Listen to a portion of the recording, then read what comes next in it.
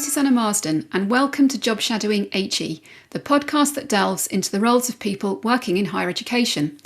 Each episode hears from guests about what's involved in their role, the career path that led to it, and tips on how to get in and get on in these jobs. In this episode, we move from roles within a higher education institution to one that is in an HE sector body, and today's guest is Victoria Holbrook, Assistant Director, Consulting, Governance and Insight at Advance HE. Victoria has worked in various higher education policy roles since 2005, notably with the Higher Education Funding Council for England and the Office for Students, before a series of roles with Advance HE. Victoria's LinkedIn profile says that you never stop learning and that she thrives on getting things done with diverse and energetic teams.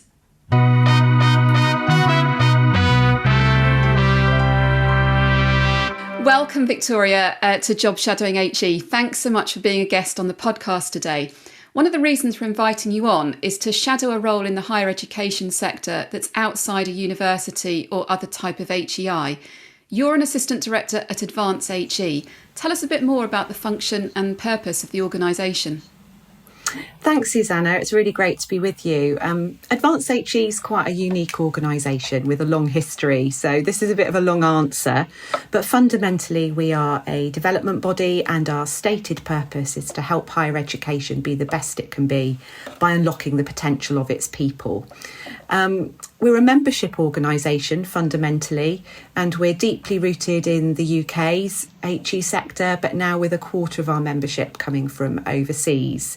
We're not for profit, so we reinvest our income into supporting our members, and we work across the areas of teaching and learning, equality, diversity and inclusion, and leadership and governance. So it's a really comprehensive remit. And we provide work that's at sector, organisation and individual levels. So it's really comprehensive in terms of what we do as well. We might be offering accreditation and professional recognition, doing leadership development, training, frameworks and resources, as well as bespoke consultancy for strategic change. So it's really a fascinating place to work. Your job title is Assistant Director, Consulting, Governance and Insight, which sounds like quite a wide remit. What does it involve in practice? Yes, it is quite a wide remit. I certainly do have a long job title. What it really means is I get to lead a team that's at the forefront of Advance HE's work to support the sector with strategic change and effective governance. So that's a real privilege. And my team provides expertise, evaluation, consultancy in a range of areas, including governance and culture. We also produce sector insights that people rely on, like the annual Equality, Diversity and Inclusion staff and student statistical reports, and our undergraduate and postgraduate experience surveys, which underpin how the sector understands its performance. So on a practical level, we're doing a lot. We're growing what we do. We're designing new services and seeking to have more impact. So that's a really exciting remit.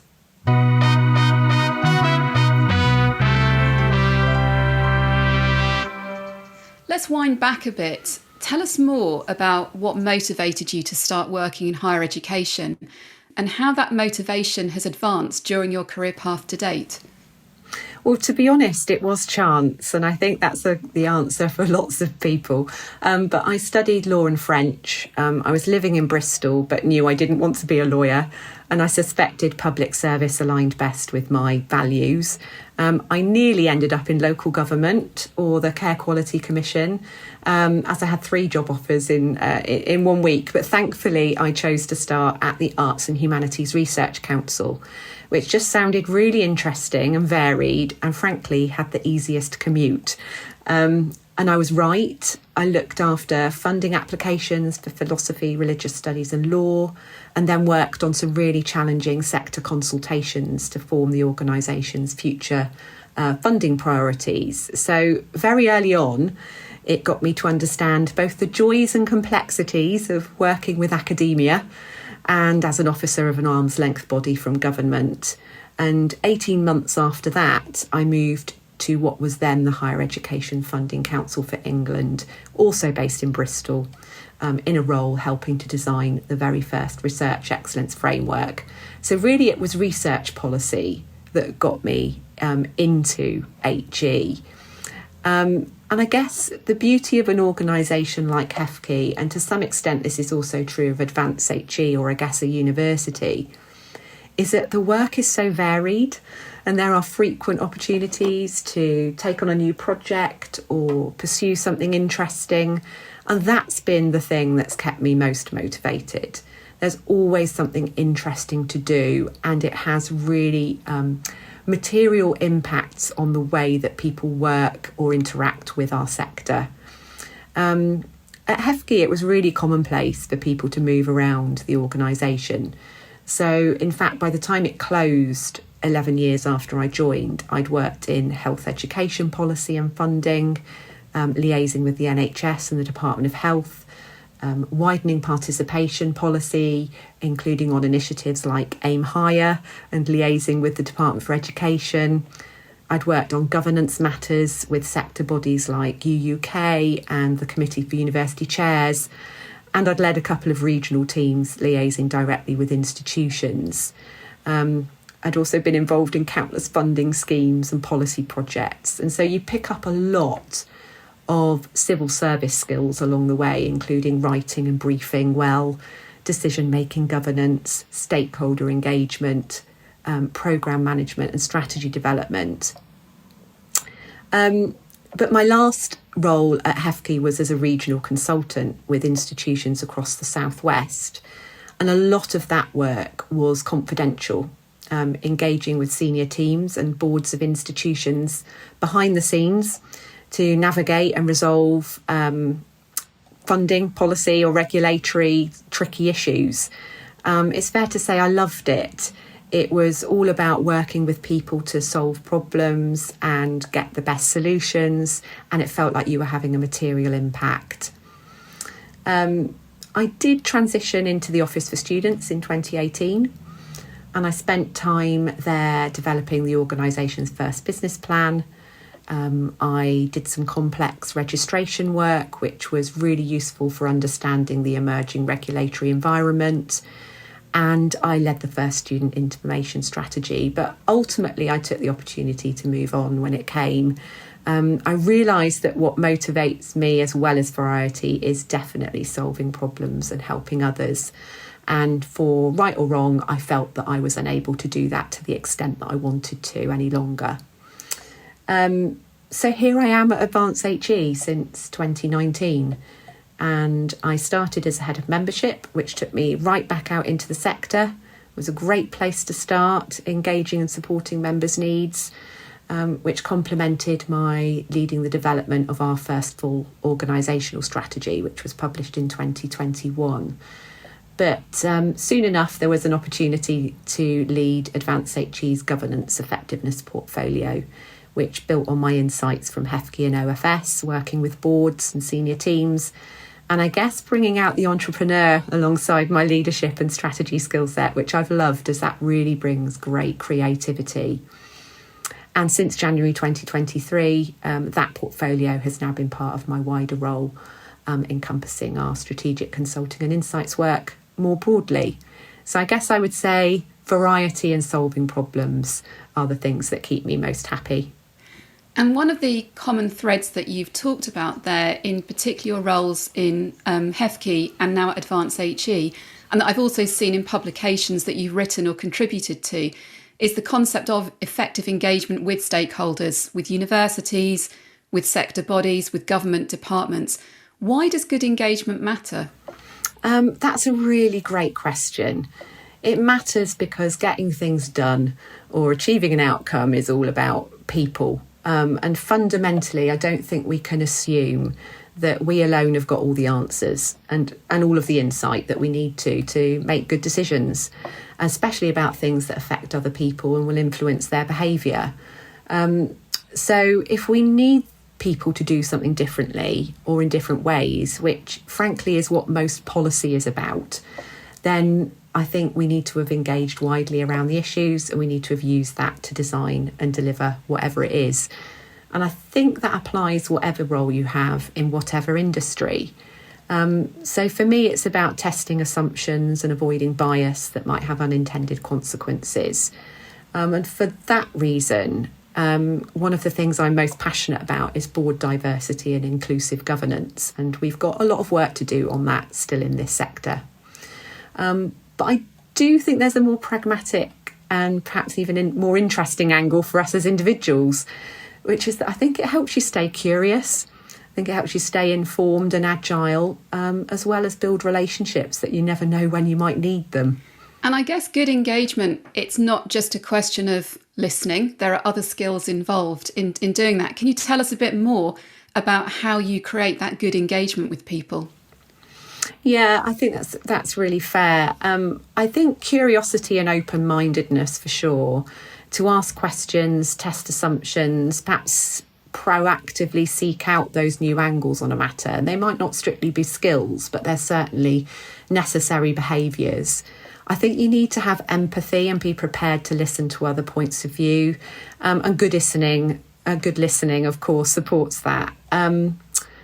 Practically, though, I do think stakeholder mapping and engagement strategy as tasks are really underrated and often overlooked in projects and most people's roles, yet it's such a useful tool. And we see that at board level too, and encourage the boards we work with to have a much better understanding of their stakeholders and seek more creative ways to listen and engage with them.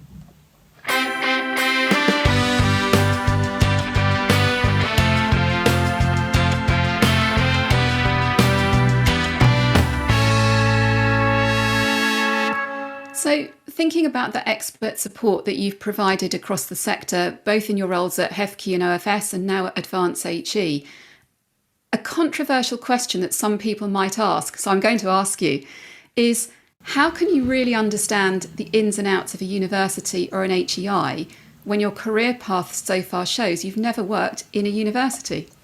I think it's a really fair question, but I guess I would flip it and I'd say it's not something that I claim to do and it's not what I bring to the table. So what I bring, I think, is a deep understanding of the diversity of the sector, the range of policy areas and how they connect, insights into different ways of doing things or how issues have been solved in different places, how government works, and I've worked under 3 different flavoured ones, Labour, Coalition and Conservative, as well as how public bodies think, how public funding and regulation works and in different contexts. And fundamentally, I think it's about seeing the bigger picture with all the risks and all the opportunities that the work of anyone in a university is part of the canvas for. I know that in my interactions with individual institutions, I'm constantly joining dots for them that people often don't make for themselves because of the breadth of my experience. And that sometimes means even introducing colleagues in the same institution to one another who might not have clocked that they've actually got some value to add to one another. And I would say, where detailed knowledge and support is needed, it's my job to find the right people to help. I don't claim to do it all myself or to know it all myself.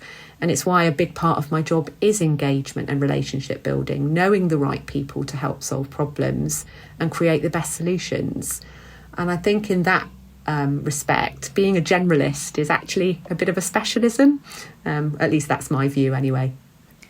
And you've got that generalist career path, as we've talked about, that's gone through those sector bodies. Are there examples of other people who've had career paths that have come from a university or an HEI into a body like Advance HE or vice versa? I'm not asking you to name names necessarily, just wondering really if that does happen. It most definitely does. So I met with an ex-HEFCE colleague just this week who's recently taken up a university registrar role, for example.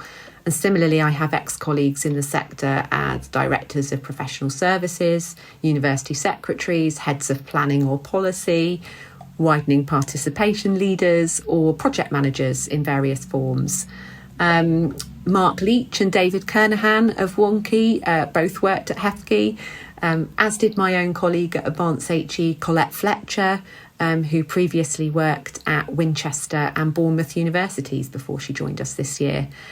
And even our own Chief Executive, Alison Johns, who was a director at HEFCE, she cut her teeth at the University of Plymouth.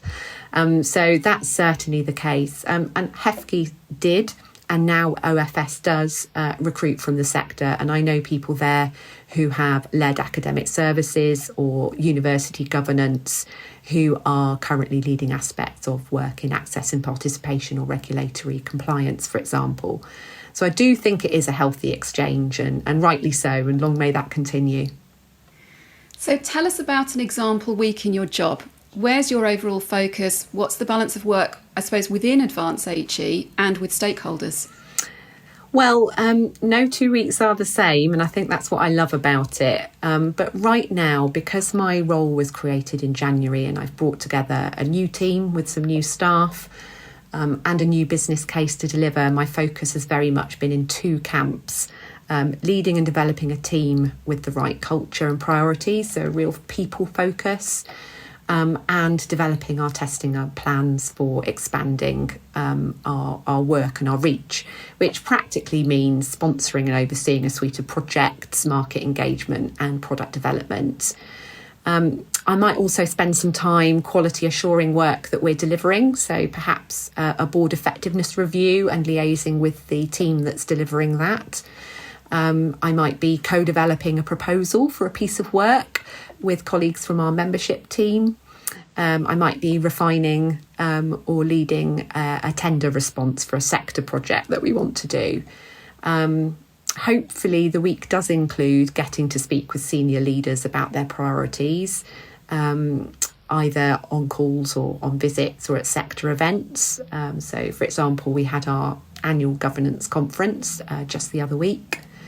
I might be preparing for a speaking engagement or preparing with the team to engage with our own strategic advisory groups on a range of topics. And most likely there's an internal group or two as part of our own organisational development work. But I think mostly my job is to ensure that my team have what they need to do their jobs well, to be well, and to stay on track. So hopefully an average week combines some or all of those things. Looking at your LinkedIn profile, you say about yourself that you never stop learning. What would you say are the key learning experiences that have helped you to develop your career path so far? Well, I am extremely grateful for the grounding and skills that HEFCE in particular gave me. It had a really collegiate environment and learning and development was always available in many forms. So I got trained in project and programme management, writing, running consultations, and all the fundamentals, and that's always been a fantastic underpinning. And I complemented that with a part-time master's in public policy. But in terms of very specific experience, I'd say there are three.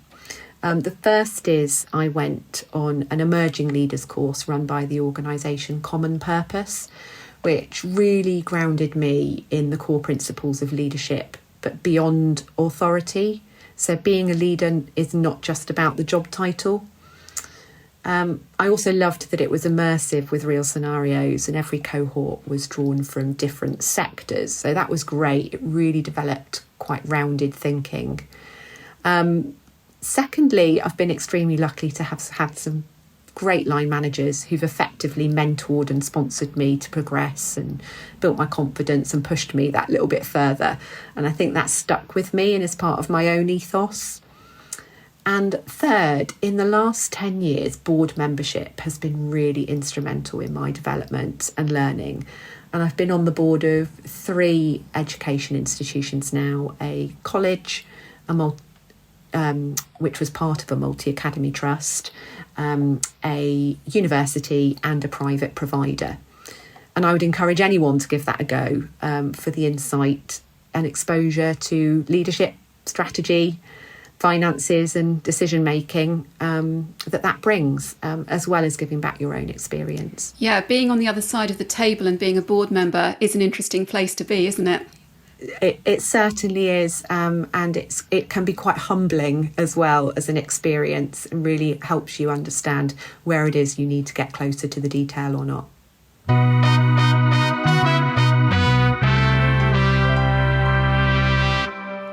So everything that you've talked about to us so far today, it's really clear that you're passionate that higher education runs well. In the role that you do, what do you see as the biggest challenge the sector's currently facing? I mean, there are many, and let's assume that we all recognise the financial and operating environment constraints, so I'm not going to go there.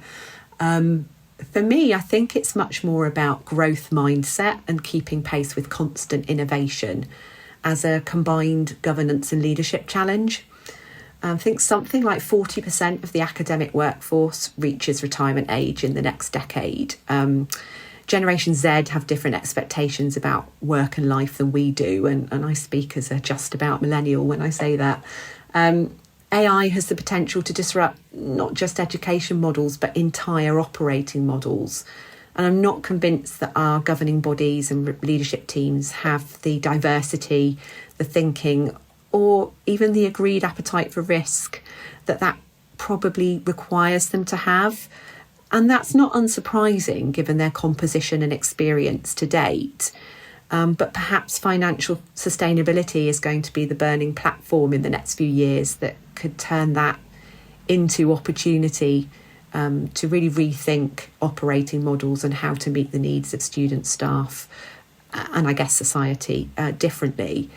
But what I would say as a parallel challenge of innovating and taking risks, certainly in England, is that the regulatory stakes are so high. And I don't have answers, but I'd like to see how the regulatory regime can enable rather than stifle innovation at the time when I think it probably needs it most. So those would be my challenges.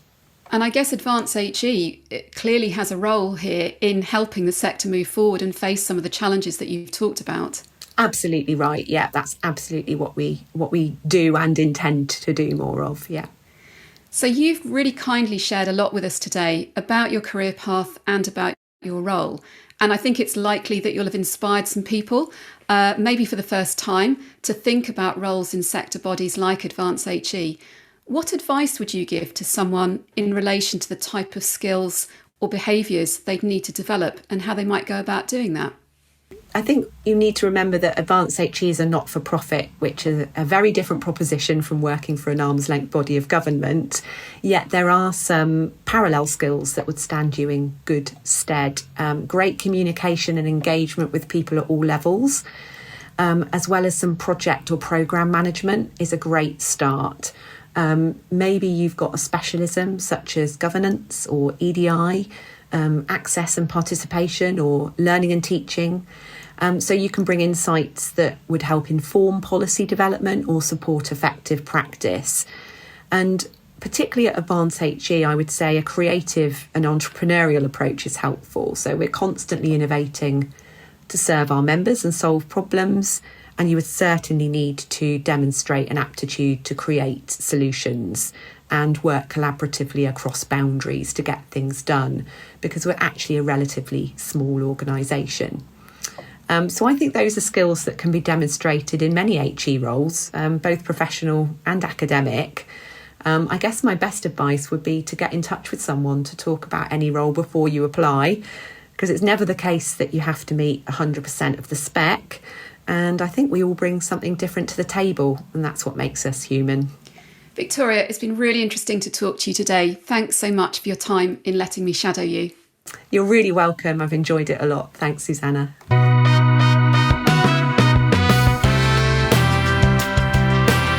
Thank you for listening to Job Shadowing HE. The podcast was written and presented by Susanna Marsden. Audio production and theme music by me, Rodri Marsden.